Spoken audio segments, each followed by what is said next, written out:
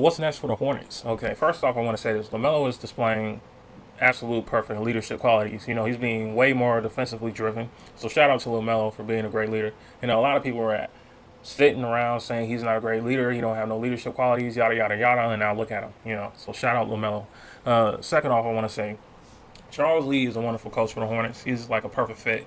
I like the way he's just taking charge of the team and he's just putting a battery in their back. They got now like more of a winning culture, if that makes sense. And I think 9 times out of 10, 90% of the reason why that team has a winning culture is 100% Charles Lee. I definitely think that's him. Head coach, doing everything right. He's probably going to be a coach of the Hornets for like the next 10, 15 years. Start off, I want to say Brandon Miller. Yeah, that guy has been balling, absolute balling. I think currently right now he is the best player on the team, and that's going to be his team. It's not going to be LaMelo team. It's his team. I think LaMelo can be the leader, and 9 times out of 10, the best person on the team isn't always the leader.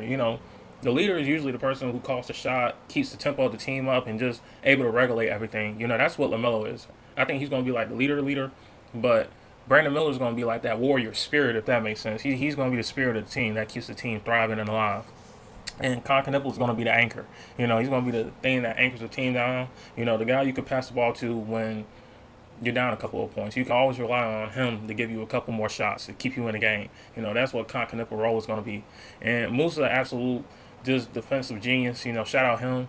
I definitely think his defensive nature really upped the Hornets game. Outside of Con Knipple, I definitely give like 30% of the reason why the team has more of a winning culture to Musa, if that makes sense. So shout out Musa. And yeah, that's all I wanted to say.